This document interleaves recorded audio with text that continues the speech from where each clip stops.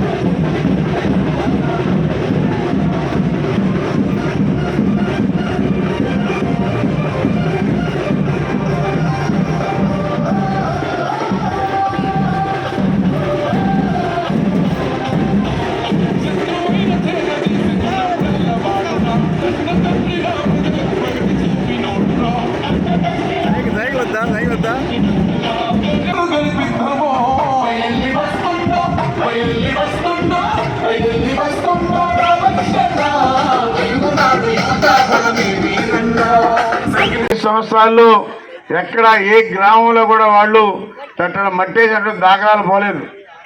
గతంలో తెలుగుదేశం ప్రభుత్వం నేను ఎమ్మెల్యేగా ఉన్నప్పుడే 14 నుంచి 19 వరకు చేశాం। ఈ 5 సంవత్సరాలు ఎలాంటి అభివృద్ధి జరగలేదు। మళ్ళా మనకి అభివృద్ధి జరగాలంటే తెలుగుదేశం ప్రభుత్వం రావాలి। నేను ఇక్కడ శాసనసభ్యుడిగా ఉంటేనే మన గ్రామాల అభివృద్ధి ఏమిటో తెలుసుకొని అవన్నీ కూడా పరిష్కారం చేస్తామని చెప్పని కూడా తెలియజేస్తా ఉన్నా। నమస్కారాలు। రేపు 13వ తారీఖు జరగబోయే మన ఎలక్షన్లో ఇప్పుడు సార్ వాళ్ళు చెప్పిన విధంగా సైకిల్ గుర్తుకి కమలం గుర్తుకి ఓటేసి అత్యధిక మెజారిటీతో గెలిపించాలని మీ అందరినీ కోరుకుంటున్నాను। మన ప్రభుత్వం వచ్చిన తర్వాత మీ అందరికి ఇంతకు ముందే చెప్పాము।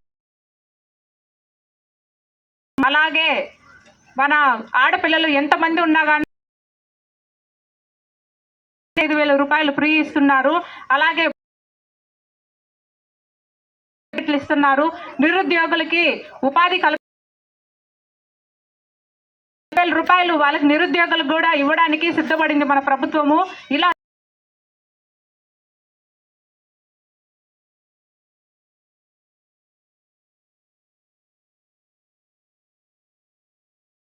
2019లో ఒక రాక్షసుడిని ఎన్నుకొని ఆ రాక్షసుడు యొక్క నిధులను కూడా దొంగలించి ఈరోజు తనుజారెడ్డి వాళ్ళ ఫ్యామిలీ కూడా ఈరోజు మన తెలుగుదేశం పార్టీలో చేరిందంటే మీరు అర్థం చేసుకోవాలి వైసీపీ ప్రభుత్వం యొక్క అరాచకాలు ఏ విధంగా ఉన్నాయి।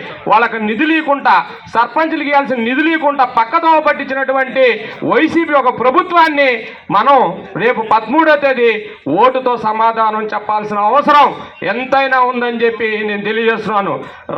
వెంకటగిరి నియోజకవర్గం 2 సార్లుగా ఎమ్మెల్యేగా గెలిచినటువంటి వ్యక్తి, అనుభవం ఉన్నటువంటి వ్యక్తి మన అన్న శ్రీ కురుగొండ రామకృష్ణ గారికి సైకిల్ గుర్తు మీద మీ అమూల్యమైన పవిత్రమైన ఓటునేసి అత్యధిక మెజారిటీతో పారోలు గ్రామంలో గెలిపించాలని చెప్పి జనసేన పార్టీ తరఫున కోరుకుంటూ, అదేవిధంగా ఇంకొక ఓటు మన వెలగపూడి వరప్రసాద్ కమలం గుర్తు మీద బీజేపీ అభ్యర్థికి ఓటేసి